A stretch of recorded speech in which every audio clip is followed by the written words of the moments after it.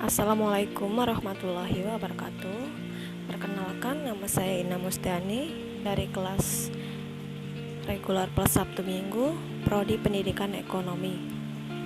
Di sini saya akan mempresentasikan mata kuliah dasar-dasar pendidikan yang berjudul Aliran-aliran Pendidikan di Indonesia. Pemikiran-pemikiran yang membawa pembaruan dalam pendidikan disebut aliran-aliran pendidikan. Pelaksanaan pendidikan yang selalu dinamis, yang sesuai dengan dinamika manusia dan masyarakatnya. Yang pertama, ada aliran klasik dan dalam pendidikan. Ada beberapa teori aliran klasik dalam pendidikan. Yang pertama, teori empirisme. Yang kedua, teori nativisme. Yang ketiga, teori konvergensi. Dan terakhir, teori naturalisme. Teori empirisme John Locke tahun 1704 sampai tahun 1932. Dari kata empiri yang berarti pengalaman, aliran empirisme atau environmental menyatakan bahwa perkembangan seorang individu akan ditentukan oleh pengalaman-pengalaman selama perkembangan individu tersebut. Pendidikan pun termasuk pada pengertian pengalaman seseorang individu. Menurut teori tabula rasa, yaitu anak yang dilahirkan bagaikan kertas putih atau meja berlapis lilin yang belum ada tulisannya. Lalu yang kedua, aliran nativisme dari Schopenhauer tahun 1788 sampai dengan tahun 1860.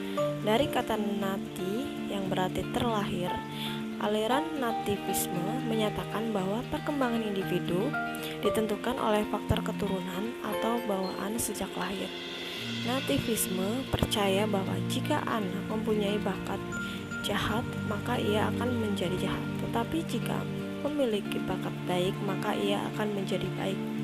Aliran ini mengakibatkan pesimistis di dunia pendidikan karena pendidikan menjadi tidak berdaya menghadapi perkembangan manusia. Yang ketiga, aliran naturalisme dari J.J. Rousseau tahun 1712 sampai tahun 1778. Aliran naturalisme menyatakan bahwa semua anak yang dilahirkan pada dasarnya dalam keadaan baik. Anak menjadi rusak atau tidak baik karena campur tangan manusia. Pendidikan hanya memiliki kewajiban untuk memberikan kesempatan kedua anak untuk tumbuh dengan sendirinya. Pendidikan hendaknya diserahkan kepada alam. Dalam mendidik seorang anak, hendaknya dikembalikan kepada alam agar pembawaan yang baik tersebut tidak dirusak oleh pendidik. Aliran konvergensi dari William Stern tahun 1871 sampai 1939. Aliran konvergensi mengemukakan bahwa pembawaan dan lingkungan mempunyai peran penting dalam perkembangan individu. Aliran ini berpendapat bahwa anak telah memiliki pembawaan baik dan buruk sejak lahir ke dunia. Perkembangan selanjutnya dipengaruhi oleh lingkungan. Lalu, gerakan-gerakan baru dalam pendidikan. Yang pertama, pengajaran alam sekitar. Yang kedua, pengajaran pusat perhatian atau centers de intérêt. Yang ketiga, sekolah kerja. Dan yang keempat, pengajaran proyek. Pembelajaran alam sekitar. Pendidikan alam sekitar ditanamkan pemahaman apresiasi pemanfaatan lingkungan alam dan sumber-sumber pengetahuan di luar sekolah, yang semuanya penting bagi perkembangan peserta didik, sehingga peserta didik akan mendapatkan kecakapan dan kesanggupan baru dalam menghadapi dunia nyata.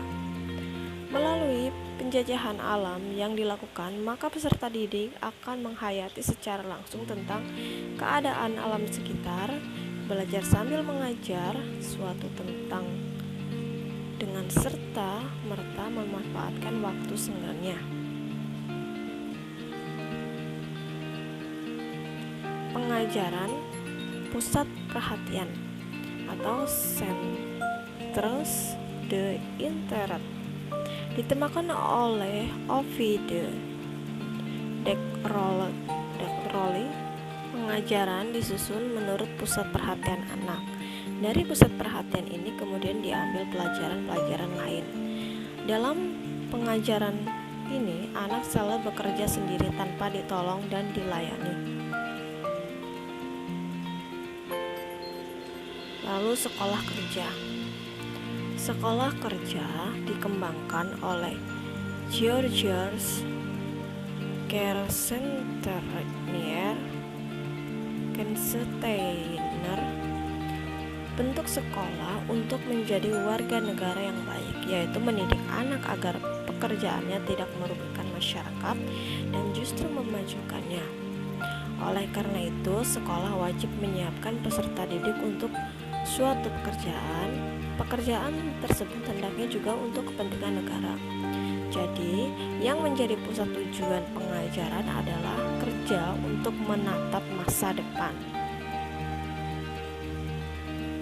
Pengajaran proyek. Pengajaran proyek dikembangkan oleh W.H. Kilpatrick, menanamkan pengajaran proyek sebagai satu kesatuan tugas yang sesuai dengan kebutuhan peserta didik dan dikerjakan bersama-sama dengan kawan-kawannya. Menurut Kilpatrick, dengan tetap duduk di bangku masing-masing, maka pembentukan watak para peserta didik tidak dapat terlaksana. Aliran pokok pendidikan di Indonesia. Taman Siswa INS Indonesian Netherlands School. Taman Siswa didirikan pada tanggal 3 Juli 1922 oleh Ki Hajar Dewantoro. Taman Siswa memiliki asas-asas sebagai berikut. Yang pertama, asas merdeka untuk mengatur dirinya sendiri. Yang kedua, asas kebudayaan, yaitu kebudayaan Indonesia. Yang ketiga, asas kerakyatan, yaitu asas kekuatan sendiri berdikari. Taman Siswa memiliki dasar pendidikan yang disebut Pancadharma, yaitu kemanusiaan adalah cinta kasih terhadap sesama manusia dan semua makhluk ciptaan Tuhan. Kodrat hidup adalah untuk pemeliharaan dan kemajuan hidup sehingga manusia hidup selamat dan bahagia. Lalu kebangsaan, yaitu kebangsaan tidak boleh menyombongkan bangsa sendiri, tidak boleh bertentangan dengan kepentingan umum. Lalu kebudayaan adalah nasional, harus tetap dipelihara. Ya, lalu kemerdekaan atau kebebasan adalah apabila anak tidak diberikan kemerdekaan maka akan menghambat kemajuannya. Ki Hajar Dewantoro juga mengajarkan semboyan kepada pendidik, yaitu Ingrasa Sungtulodo, memberikan teladan kepada peserta didik ketika berada di depan. Ingmadya Mangunkarsa, membangun semangat kepada peserta didik ketika berada di tengah. Lalu Tutwuri Handayani mengarahkan peserta didik agar tidak salah bertindak ketika berada di belakang. INS Indonesia Netherlands School, sekolah yang didirikan pada Muhammad Syafi'i di Kayu Tanam, Padang Panjang, Sumbar, Sumatera Barat.